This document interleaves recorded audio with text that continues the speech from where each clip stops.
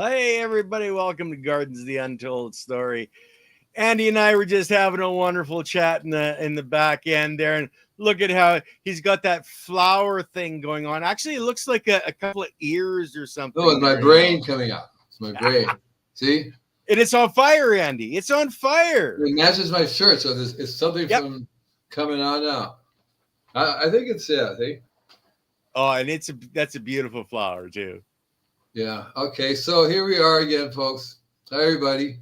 Nice to see you again. Oh, I know what I have to do is I have to do the comment. You haven't done that yet? Yeah, I try to do it now at the beginning of every time I start, so everybody knows. Hi, David. And there's Andy saying hi, and there's my dogs reacting to the noises going on around my house. So I hope everybody's doing really good. So you made it to the 1,000 followers?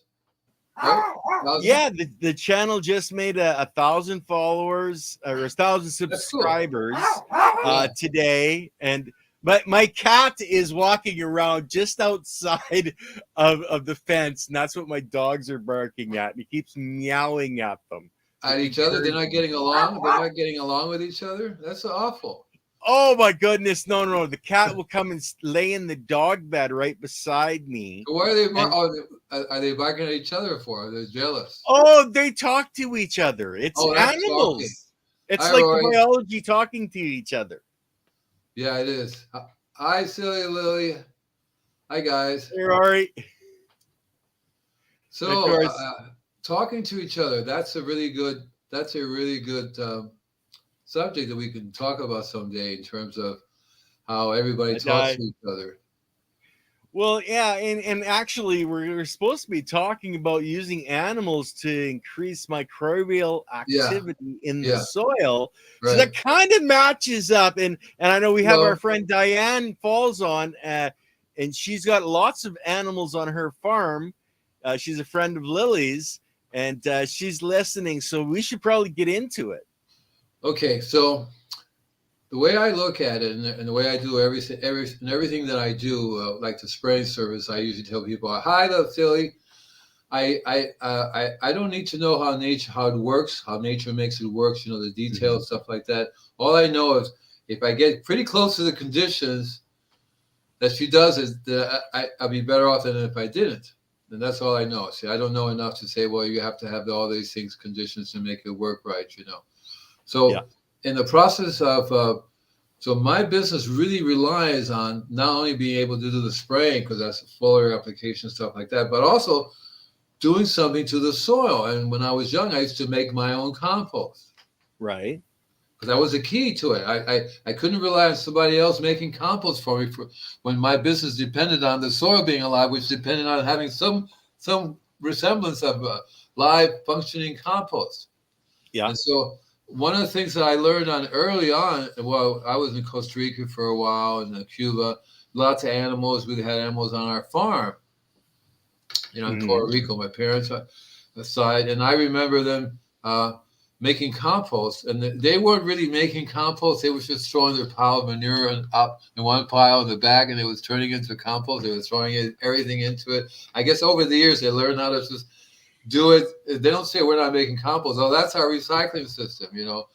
But they would take that. They even had a pressure cooker which they put inside the pile, and they would take it out. Okay, whoa! You're talking they were using the pressure cooker or heating up the pressure cooker using the compost pile. They would take the pressure cooker. You know, it was they put a lid on it. You know. They stuck it in the pile, and next thing you know, they would come running, and I'll take it out. You would see that the pressure cooker was ready like this. They'll open it up, and it would cook for them. It wasn't really a big thing. It was a very simple thing. But I remember that being on the farm, they used everything. Everything went into that pile, except for when you went to the bathroom, you did your own thing separately. They didn't mix it, which is a good idea in the long run. But everything else, from any part of the animal, right, would go in there. They had, I don't know about shredders, but I know they chopped everything out. They made everything turn it into, you know, and the manure from all the animals is what really kicked it in. Because remember, they usually have a cow, right? Every farmer has at least one or two cows, right? Yeah. And the cow is one of the most important animals that you can use the manure from. Mm-hmm. And I studied Rudolf Steiner's systems. Right. Well, Rudolf Steiner entirely, because he's a really cool guy. He died. He did Wardorf, the school, you know. Yeah, I'm not. Rodale? No, it's W-O Wardorf, W-R-D-O-F, Wardorf. I think it's called Wardorf, the school. And but he also started the biodynamic system. Okay. And so one of the things that I found very, very interesting, this is like when I was really super young. I don't know if it was before or after the service. Let me think for a second. I think it was directly after the service, 1970, 71. Okay, so at that time I started reading. I read, his book, various different books on the biodynamics, and one of the things I found really super interesting was, well, a whole bunch of things. Okay, because one of the things, is biodynamic preparations. Yeah. Well, these are basic ways that you can get minerals. Mm-hmm. Well, the animal has ate the what's coming up in their feed source, and they're getting the minerals when they're bringing those minerals into their manures. Well, their idea was a little bit different. I mean, he didn't exactly. What he did was he said, okay, we want the minerals. We will get the minerals from the plants. Mm-hmm. Oh, cool. Send it over to me. I could use it.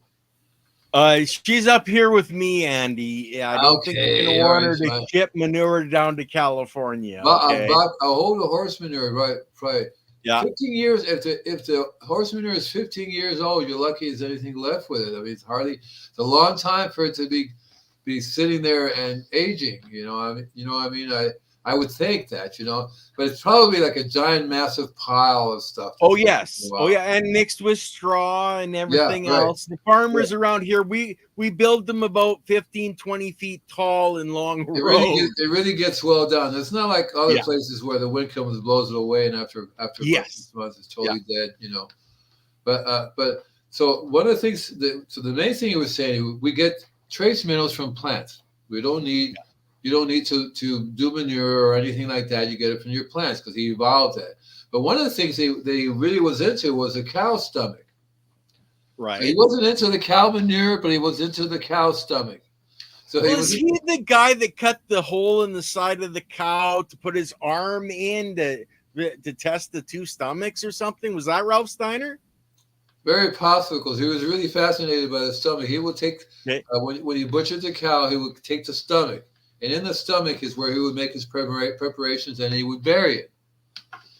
Okay. And after a certain length of time, we would bring it up, because the theory is that the microbes in the stomach interact with whatever you put in there and make it happen. Okay. See, right?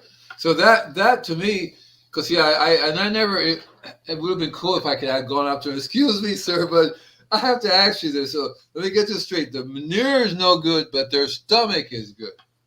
And because to me, there's nothing wrong with the manure. The manure has some microbes in it, and if it's the horse's organic and healthy and all that stuff, it's perfectly.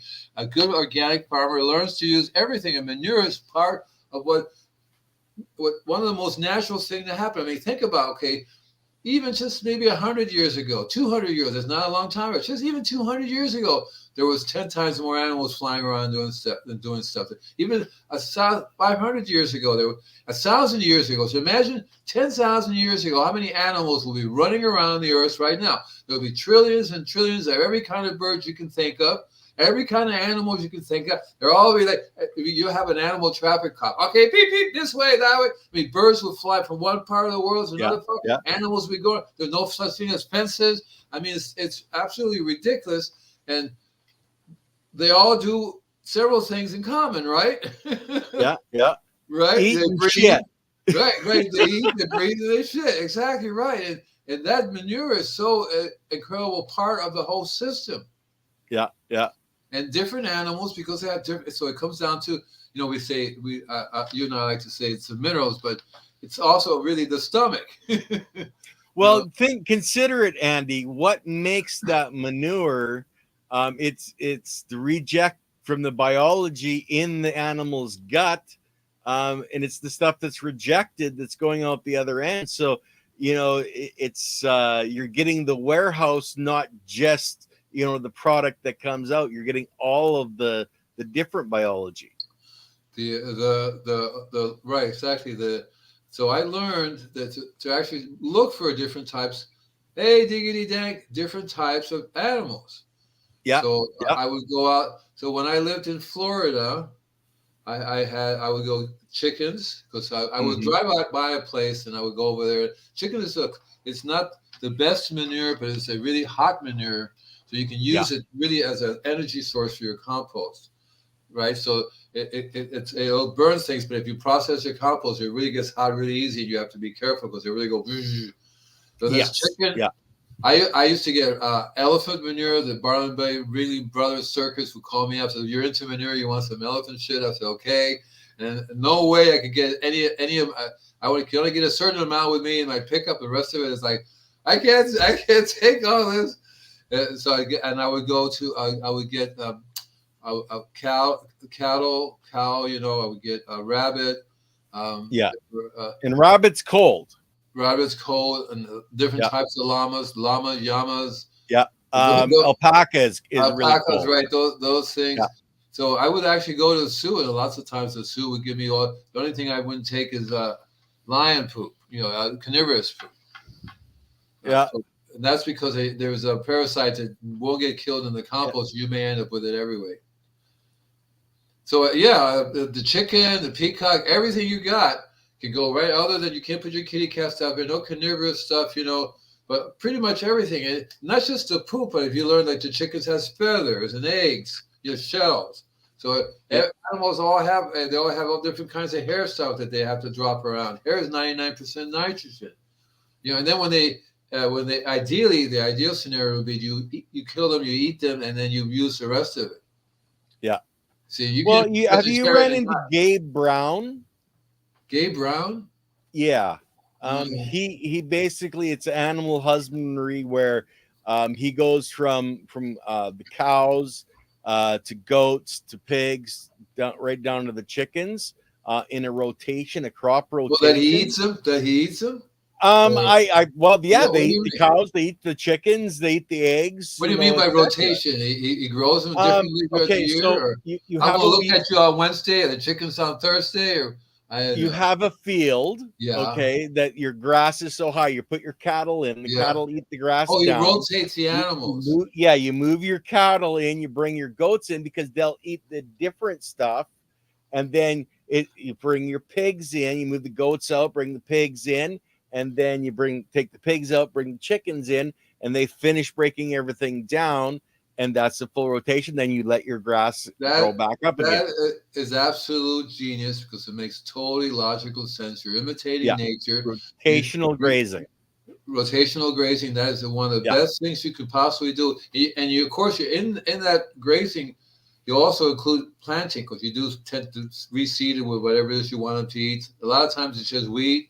But if you really want to cultivate an area, you actually plant it in certain things, and when it grows, the animals eat it. Rotates that too. You see what I mean, right? Yeah. Well, we got a problem here with Diane. She says, "I can't eat my birds. Once I make eye contact, I can't eat them." I'll tell you, Diane. I'll tell you something. When I lived up Deer Creek, it was like a 14-acre farm over here in Malibu. That's up Yerba Buena.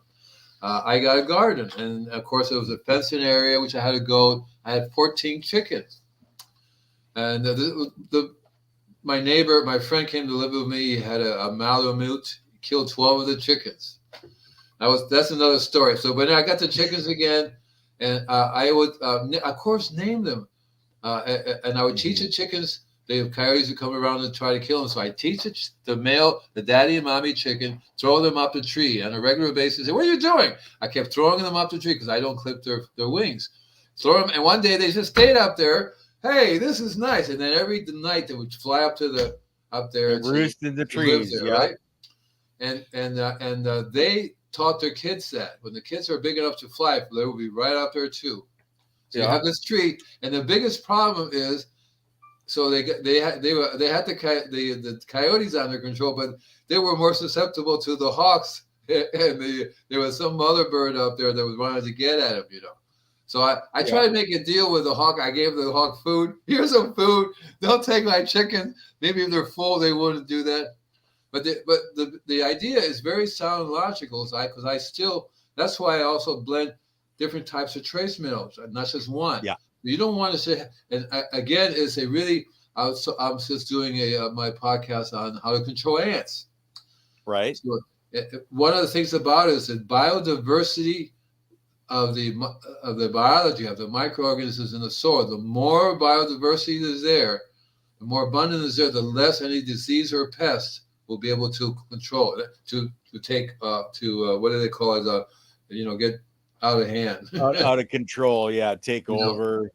Yeah, and that's the way I deal with ants. I stick the biology on them, but the biology that I use is especially done to get a blend of as many different systems as I can. Because I buy things which I would love to go over with people who could say, well, that's a good product, or no, this has been dead. There's nothing there, because I look at it, and the only way it works for me is I use it. If I get results, cool. If it doesn't work, I can move on to the next, because I can't really tell.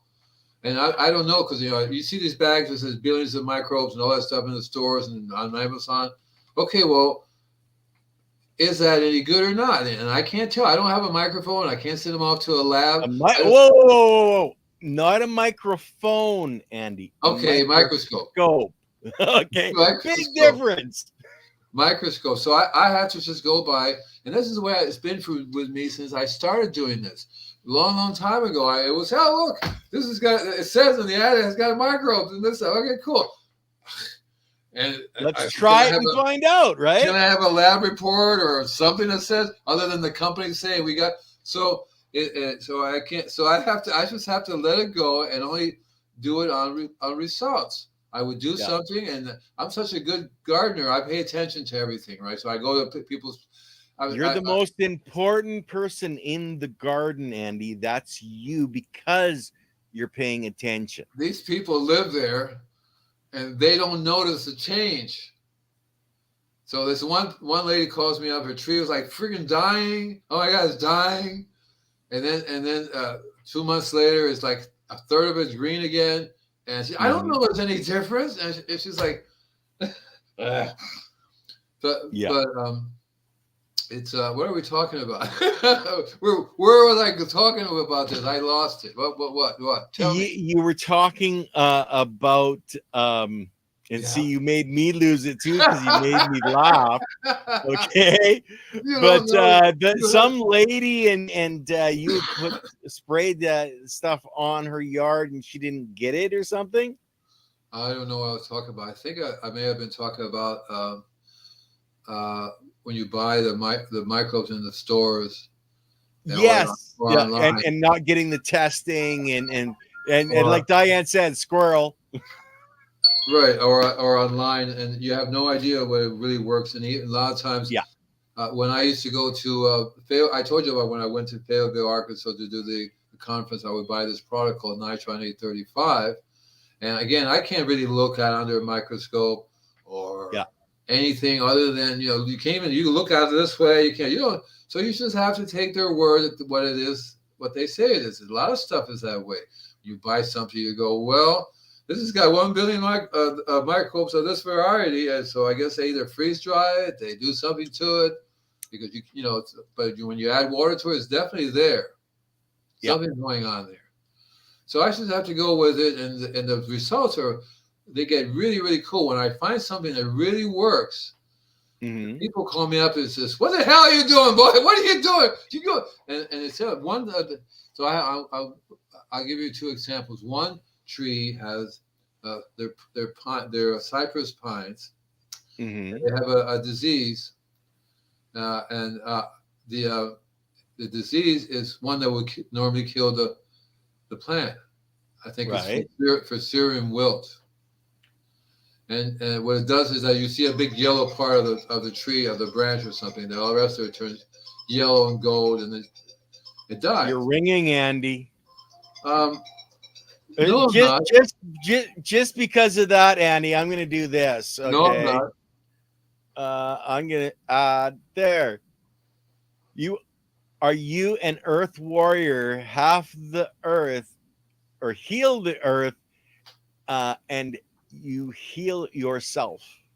The invisible gardener. Someone made that for you, Andy. Yes, a very nice lady in Wales. Mm-hmm. She heard about me. She was really into the healing the soil. She came over, hung out over here for a while, went out spraying with me, took some pictures. She has a very incredible artist. She's doing artwork for kids.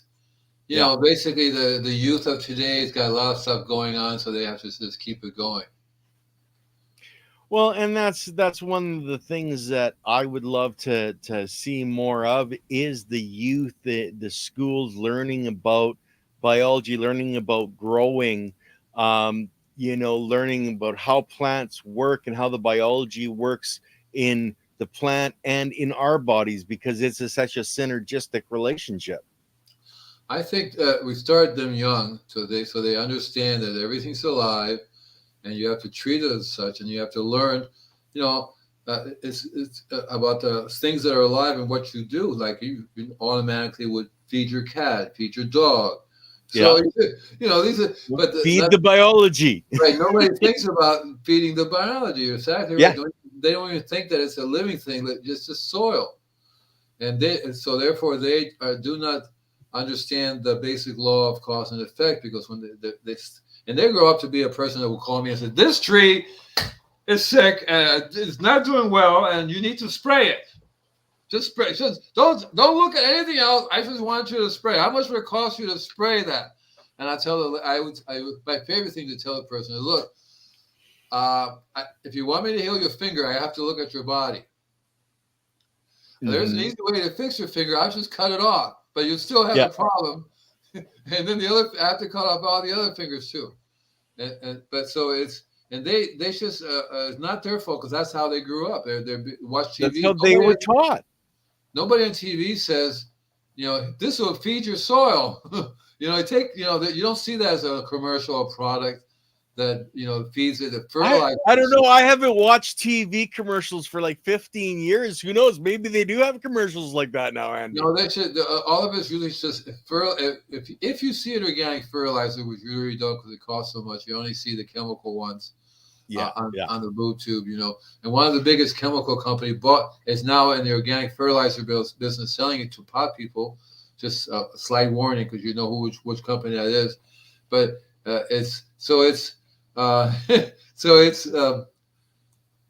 Andy, would you ever consider starting to use a microscope just for the hobby? I'm actually looking. I looked at on Amazon. I found one that was like, no, I think Elaine Ingram pointed out to a microscope place on Swift, I think is the name. It's one of our lectures. So I went up there and I found one that looks really, really cool. It's $398, something like that, for the microscope. And you want to make sure that you get one with good optics that you can hook your computer up to, because then you can actually look on the big monitor. I need that. I got bad eyes now. I couldn't see myself. No, exactly right. Because when a long time ago, when I went to University of Florida and University of Texas, they all have microscopes, and we can look through there, to what's going on. Plus, I like to try to do more stuff with my customers in terms of what's going on with the soil. I have this really cool. I'm going to get her on. As a matter of fact, I'm going to call them up real soon. They do a soil microbe test kit. Okay, a soil microbe test kit. Right. So you can bring it. As a matter of fact, I have it, and you can open it up and you can put the soil in there, and it gives you an idea of whether you have microbes or not. Well, I think something arranged like that tells you. I think we should have her on. I want to find out more about this, because that's a tough one. Right, because I haven't really used it, but that's the idea, and and you have to. I have a customer who the gardener makes compost, but he doesn't do what I asked him to. And secondly, he'll make compost, and that pile will be sitting there for weeks, if not months. So what's wrong with a pile of compost sitting there for weeks, if not months? Well, it has to be turned for one. No, once it's cooked already. Once it's done. Oh. Well, then if it's getting rained on, then it's washing everything down into the soil and washing it away. You're not. Or if it's not raining, you can use the compost in this other area. There's not going to be anything there. Or if it's not raining, if it's just really super hot. Well, yeah, I see. I get rain. You get that California heat. Yeah. Yes, I can understand. They get baked. And so, then he puts them in bags, and they sit out there for a while, a long time in the bags, in the heat. And I can hear the little cries around, Bernard, let us out of here. Don't worry, Judy, I'll save you. Here, drink some of my blood, Judy, don't die. It's like, what? It's really not even, because he misses the point that you want the soil, the compost, to be alive with the biology. Yeah. That's the whole purpose, in my opinion, of really doing the best. And the best compost I've ever done had such a wide range of manure in it that I didn't even have, and a little bit of rock dust, because all this wide range also it translates to trace minerals, wide range of trace minerals. Well, you have to give the biology the building blocks to build things. If they don't have the 2x4s and everything to build that structure, and that is the micronutrients, that is the rock dust, that is those components. So what's interesting too is that the animals, because they're of their different makeup, absorb different trace minerals more than other animals do. Yeah. So that's where you get the blend, and you get the blend of trace minerals. And I like that the best, because I don't have to worry about getting all the 96 trace minerals, because there they are. Yes. And if you're a little bit freaky like me, you can also, when I was young, I used to get soft rock phosphate, which is really cool. I used to get a couple of different types of, I get glacial rock dust. I would get, of course, there's the famous acimite rock dust. Another one called keltine, another one called agramin, which is alluvium clay. I told you about the alluvium clay. Yeah. Have you ever used green sand? Green sand was the other one, green sand. Yeah. So I would order New Jersey green sand. Oh, cool. Out of Jersey. The Jersey Shore. No, you're affecting the Jersey Shore. It's the only place in the United States you can get green sand. It's called New Jersey green sand. You get green sand from other parts of the world. I'm pretty sure in Canada there's some places you can get green sand. Well, I get mine from Gaia Green, and I'm not sure where they're sourcing it from, to be honestly. Well, that company bought them out too, by the way. But I'm actually looking. There's a guy in the Kootenays that what's that? What's that? The Kootenays is an area in Canada, in southern BC, where there's a lot of organic old hippies like Andy Lopez that live there and grow in a better methodology. But what does that have to do with the green sand? They poop green sand? They make green sand? Oh, no. I don't know. They might have something in their poop, but I don't know if it's green sand. They do a lot of green weed, though. So I like the New Jersey green sand. There's actually in upstate New York, there's a company, and it's okay if I mention the name of the company? Sure. It's called Fertrell, Fertrell, Fertrell. Okay. You guys look it up, Fertrell, Fert. I'm not going to do it, man. I'm not going to. No, that's okay, but it's Fertrell, and basically what it is that they took a blend of different items and crushed them all together. Okay. Seashells, rock dust. Into their green sand as a mixture? No, it's not. This is not a green sand. This is a product. Okay, this is a product that they've. Okay, yeah. And they grind it up, so it became like a dust, and they have different kinds of rocks in there, and they're still around. They've been around. That was one of the first companies I bought a trace mineral product, and it has. And that's back from what, the 70s, 75? Yeah, right. It's, in the early 70s. Yeah, and they're still around, so they're a damn good product. Right, they're still around, because when I moved to Florida, I'm all the way down to southern Florida. in Homestead, and that was in the 80s when when I left. I came to Malibu 84, so 80 to 78, 79, 81, all the way up to 84. I was buying from this company. That's pretty good there. And then I think I went online and looked them up, and the website is still there. I was thinking of ordering because they have one of the best blends available, because what that really does is that feeds the microbes. It's a wonderful blend for micro food. Okay. See, right? They really love that blend of stuff. It's like the earth blend them, will crush them all together, and they'll make this amazing liquid. Because I try to feed the worms for them, but it's too much for the worms to eat that. They're not going to eat that. But it's a good you can make a liquid out of it. I make a tea out of it. But I learned to make you bubble the tea and mix other microbes. If you do it in that environment, they really like that too. Yeah. Well, and especially, because you're keeping them warm and oxygenated with all those bubbles of oxygen. Yeah. And they like to really proliferate in that environment for some reason. That's right. So, and this is a perfect food for them, because even with rock dust, I can still do the rock dust, but it has to be a very small. I've learned that you add too much because it's too alkaline. If you make it too the microbes don't survive at all. But less is more. Exactly. And what does Leighton say? Do you remember what Leighton says, Andy? Don't make a moron of yourself. No, don't be a moron. Don't keep putting more in the mix. Don't be a moron. Yeah, less is more. Exactly right.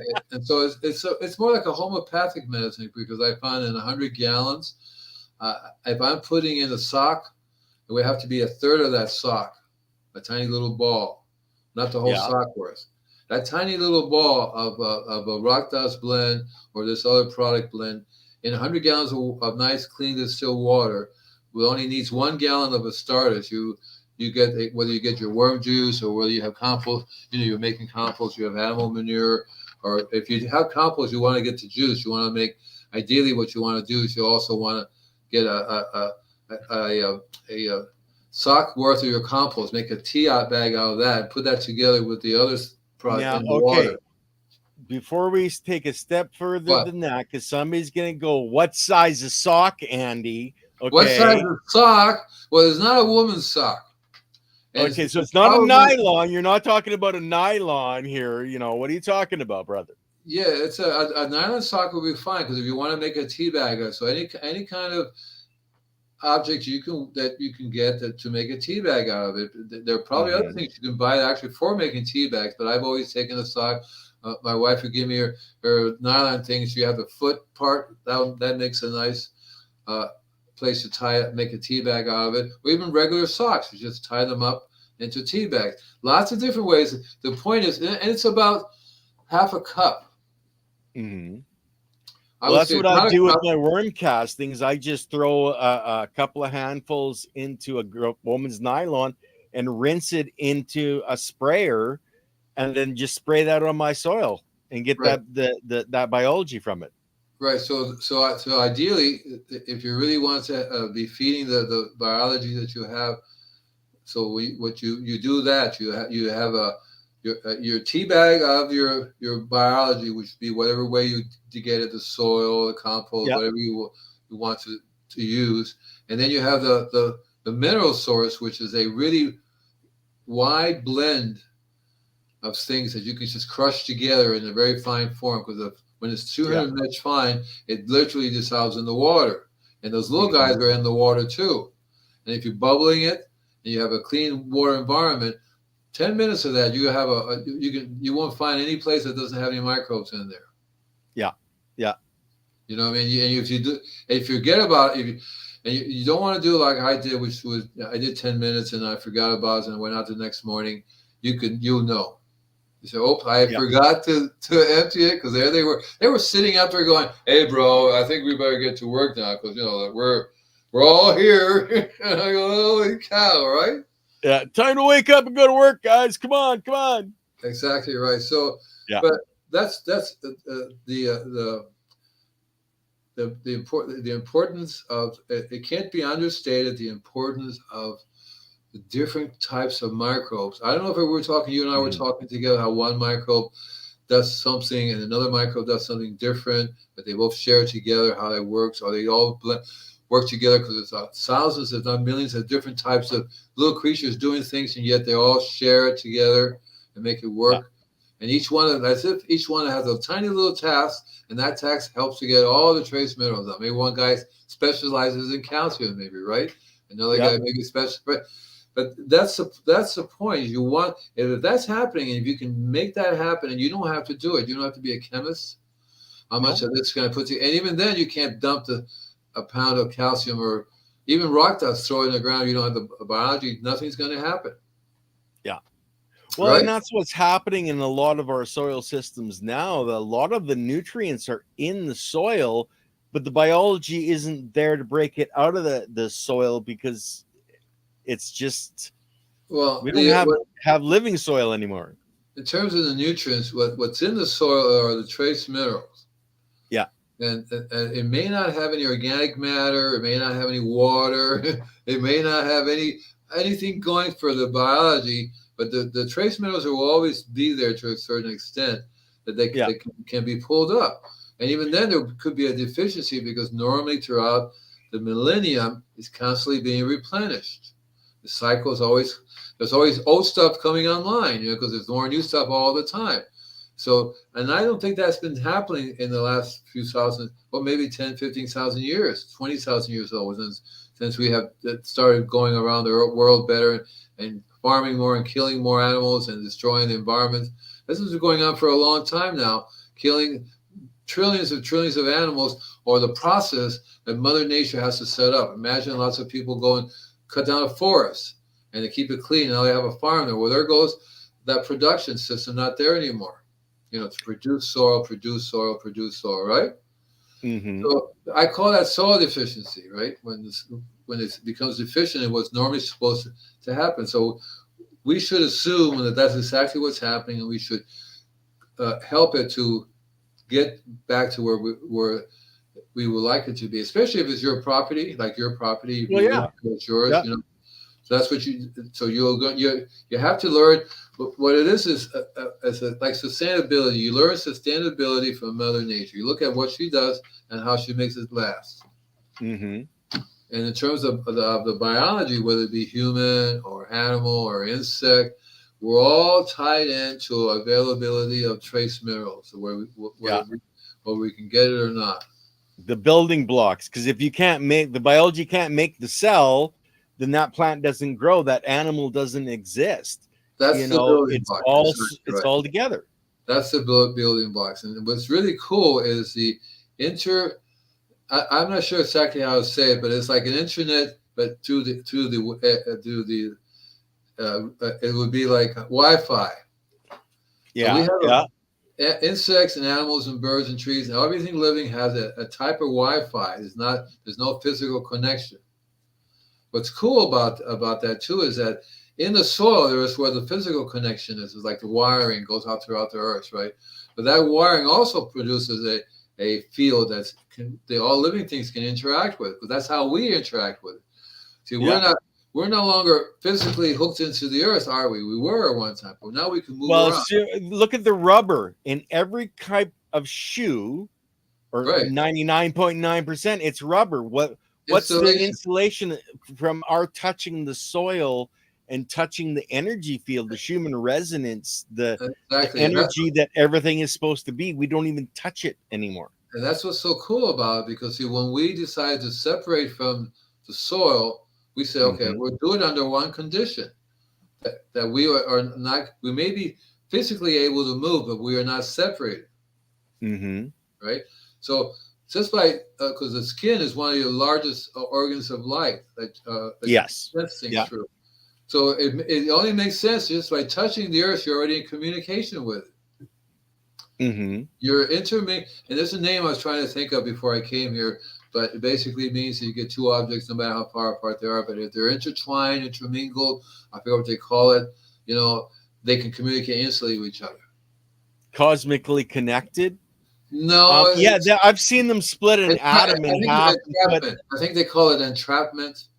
Yeah, I've watched an experiment where they took an atom or a molecule and they split it in half, and they put one half a mile away and one here. They'd affect this one, and this one would react exactly at the same time. Right, it was all just it didn't matter. Time and space didn't matter, and distance. There's a name for it. I haven't really gotten it, but I think it's entrapment. It could be. I can't remember. Where basically your energy and their energy are intertwined with each other, so connected, and physical space doesn't matter. So one of the things that I don't want to get too far off of this because we still have 20 minutes to go. But one of the things I talk about is the black holes and how the black holes are connected to each other and how you can travel between one black hole or another. That has to do with what we're just talking about here. Okay, so we'll leave that there. You know what I mean? No, we want to go into quantum physics and how many, I love quantum physics. I love quantum physics. That's one of my favorite subjects. Entanglement. There we go. Entanglement, right. Entanglement. It's exactly what it is. It's entanglement. And that's so cool because you learn how that you can actually not just communicate with, because if you go sit in a forest, your energy is entangled with the energy of the being. And this is one big giant being. If you think of this massive, just say mycelium, all miles and miles and miles, if not how big? Can you tell me, is there lots of little ones, or is this one big giant being there? You know what I'm saying? It's one big giant planet, Andy. Exactly right. If we let it be. Where does it stop? It's the planet. Exactly right. Right. It's the whole thing. There's no that's why I believe in us as a species on this entire planet. Exactly right. And even in the airplane, when you're flying, what are you doing? You're flying through that energy field. That's how you get electricity. The generator circulates through an energy field. Yeah. And so the field doesn't have to be a physical view. So we have our own energy fields. Everything has an energy field, and we interact with each other. The energy field is very highly dependent on trace minerals. If you remember what I told you a long time ago about the real reason why we eat trace minerals, you remember? Were you too stoned to remember, huh? Why we eat trace minerals? We're talking about the energy flows through space, and how it passes through our planet in a millisecond, and how it can affect on our bodies. It's a nanosecond. It's a nanosecond. Okay, sorry, a nanosecond. 1 billionth of a second. Being is like, holy cow, right? And that's been going on for way before the human race was here, and all creatures on this planet, and probably every other planet in the universe. It's getting beyond those beings. Those particles have been flying from the center of the world, or and it will keep on going to the outward. Right? Yeah. But the way that we have evolved to use that energy is really cool, because that's also part of the web. You can see how that whole thing is connected, but so the trace minerals is really a cool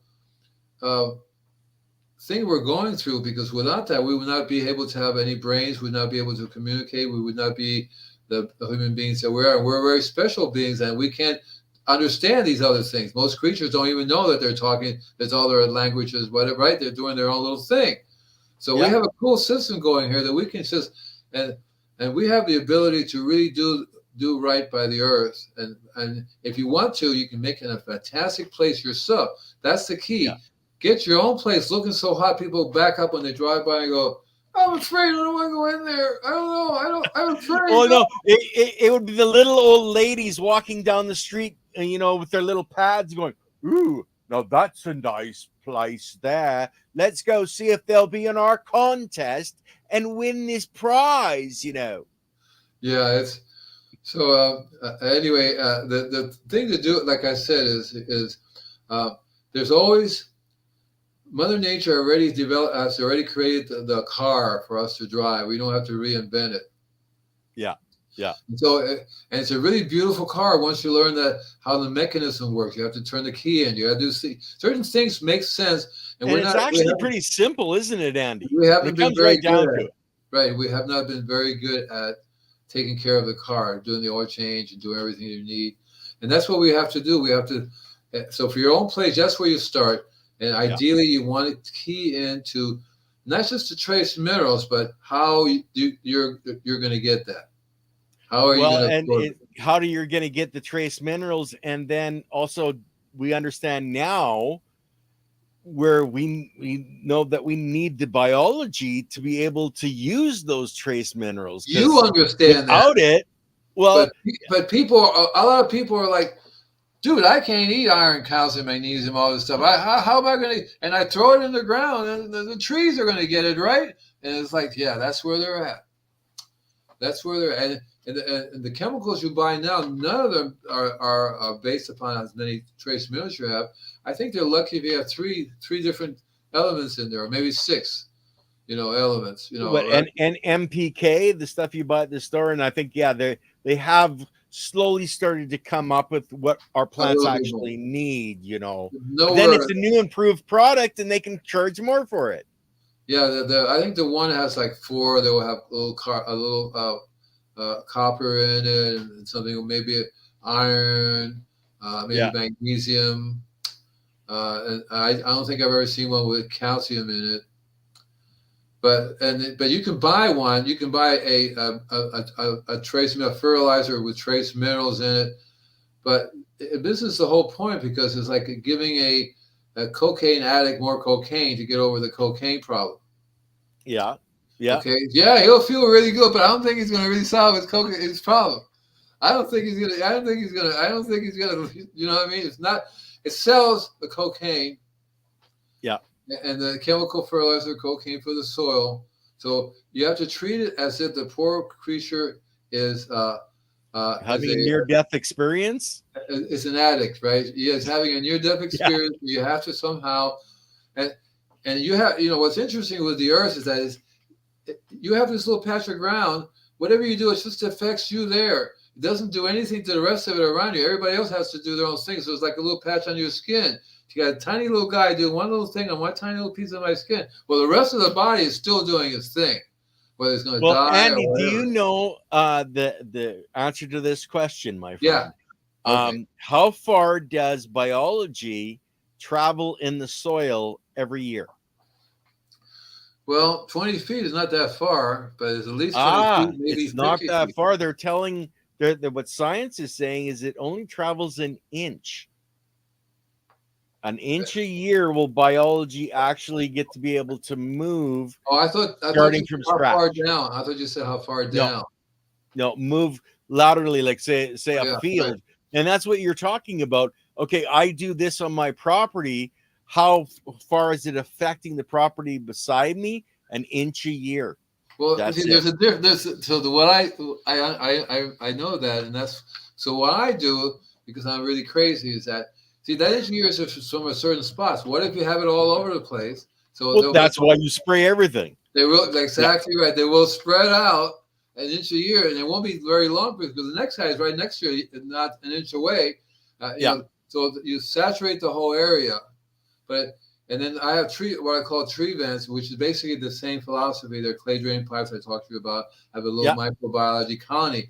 And that one will do the same thing. An inch a year, slowly but surely stretch out. So that's why I put it as close to the root system or in between all the root systems, because it won't be long before they get in contact with the roots. And you have 4 of them around the tree, 12 o'clock, 1 o'clock, 3 o'clock, and 6 o'clock. And that will cover eventually over the years, right? It'll cover the whole area. Eventually, it'll stretch out.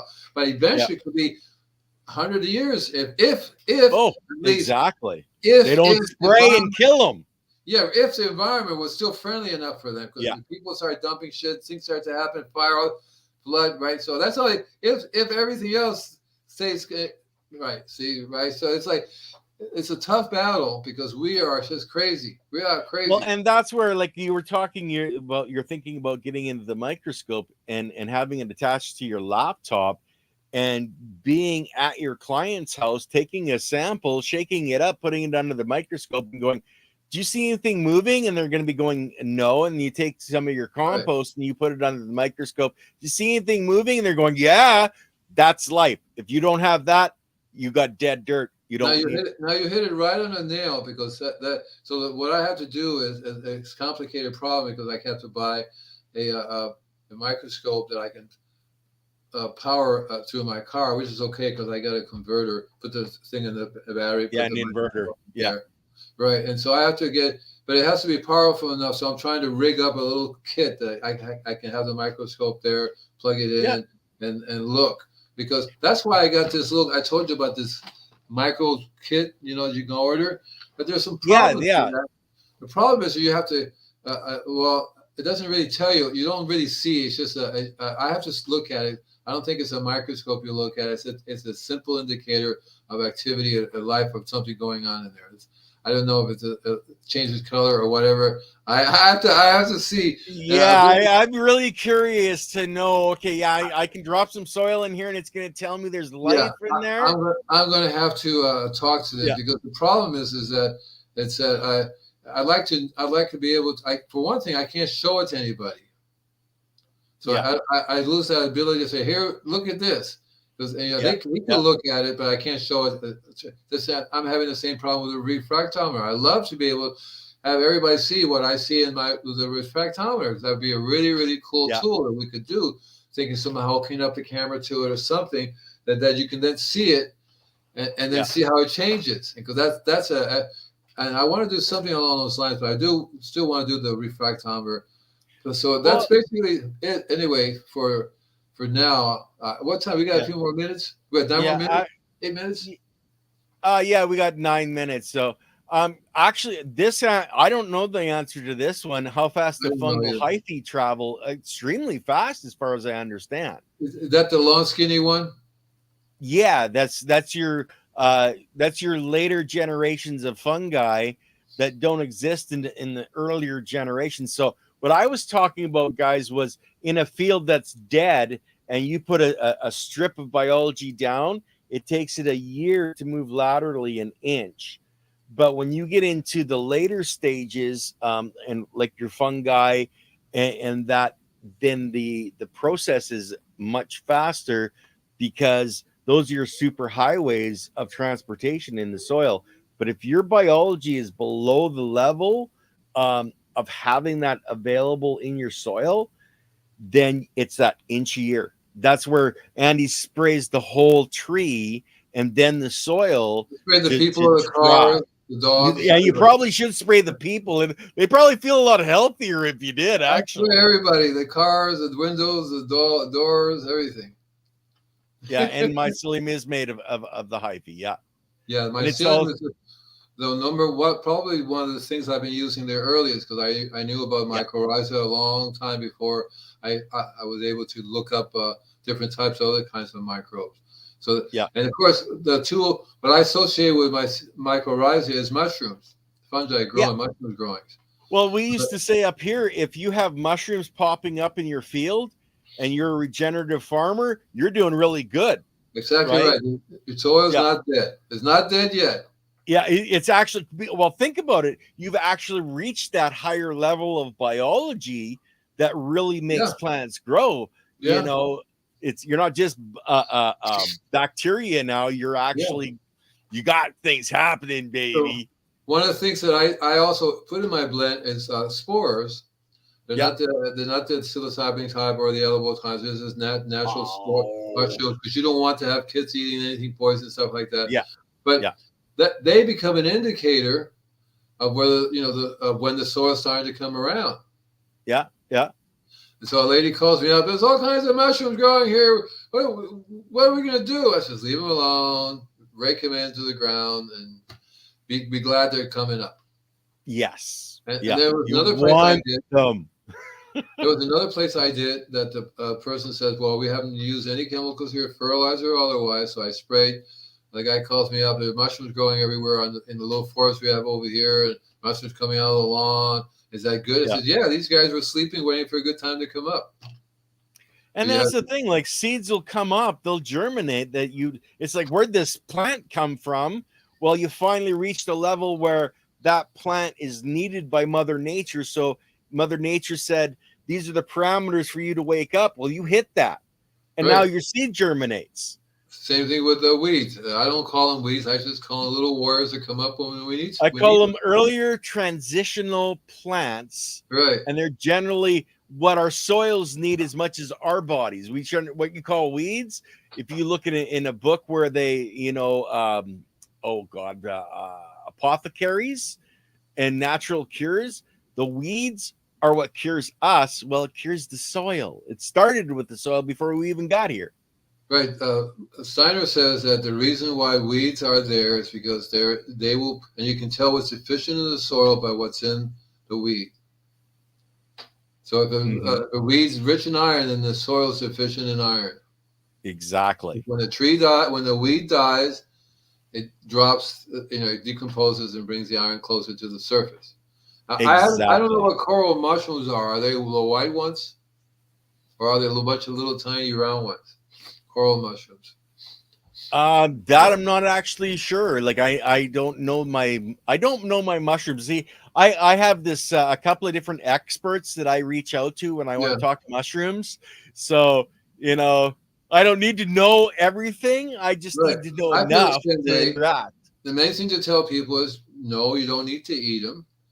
Don't eat your mushrooms. Most of the time they're not toxic, but there are some toxic ones. So when you see them growing, let them go through the cycle, rake them back in again. Don't worry about it. Your dog will not eat it. It's like an apple. That's the fruit of the plant. Right. So I would just leave them alone. It's a really good indicator because I've gone to places many, many years. Nothing will come up. Hard as a rock. And they're watering like crazy. And the only thing that's feeding them is foliar feeding. Because that's what I do, a foliar feed. That's the only thing keeping them alive because they're getting intravenously fed. And they don't have their biology working. So they're going to have. Are you finding there's more and more people that are waking up at least a little bit and at least using like mulches and stuff, Andy? No, I've been in business a long, long time, and since 72. Yeah, and people are not any better, more conscious of what they're doing. Now than then. You would think, well, there's got to be more people into organic. I think the same number of people, because the old hippies have died, so you have a new group of people, and a lot of them are not necessary. So I would think it hovers around 10%. You're lucky if it's 20%. If it's 10% that are into organic, eating properly, and all that kind of stuff. So that's. And so nothing hasn't, but that translates to how they take care of their property, whether they make compost or whether they learn how to use mulch. A lot of times they're very confused now because wood chips is not mulch. Bark chips is not mulch. Mulch should be something that decomposes and returns to the soil and adds to the organic matter. These things are decorative mulches. That means they will never decompose. Well, a lot of them are painted too. Yeah, painted. And they'll never decompose, and they'll do anything good for the soil, and the ants love it. Yeah, well, exactly. So they have to learn how to turkey toil mushrooms. Oh, that's cool. I like. Is it safe to assume turkey toil mushrooms grow to a good spot for plants? No, they have their own. It depends on the biology. Look around to see what plants are nearby, and if it's any similar to what you want to grow, that would be it. But usually it may work the opposite. If you're trying to grow an environment, they may not. Their plants. It depends what plants you talk about. Mary Jane, because Mary Jane will grow everywhere. It is a weed, Yeah, it's a weed. Mary Jane will do it just fine. Yeah, if mushrooms are there, it's very active, and Mary Jane would take off. I would start it really young so it can develop its roots in there. Right? Don't plant it mature. When you take it out of a container, Well, you think about it. Is it safe to assume that places mushrooms grow, it's a good spot for plants? Well, you've reached that level of biology as long as it's not just I took a mushroom block and set it down. Oh, I got mushrooms growing there. If they're coming up naturally, then you've reached a level of high fungal development. You could probably plant fruit trees there. Like I said, it depends on the pH level of the soil there, because the biology could still be active in the various different pHs. So I would look around. You know what you can plant there. So if something's growing where you live, an environment where you live, and the mushrooms are growing, that means great. Then start planting whatever you want. Now just remember to keep the biology alive. So when you're doing stuff, you should be careful. not to destroy what you're doing, so that the environment stays and gets even better. Yes. So that's what you want to know. What to add? You have to constantly be adding the good shit to it. Yeah. And more roots in the soil, the better, because you get the horizontal gene transfer, you get the mixing of the biology, and you get more rapid growth. But Andy, we're at the hour, brother. No, you're not. It's an illusion. It's fake. Oh. It's all fake. It's invisible. It's invisible. Okay, guys, visit my website. You know where it's at, invisiblegardener.com. Take care. Well, I'll even throw it up there, invisiblegardener.com. There you go. And don't forget, guys, go to Andy's YouTube channel as well. He's got some really wild music and art over there. Check out Andy's playlists. You're going to be surprised, guys. Thank you. Thank you. I appreciate that. Take care, guys. Hey, peace out.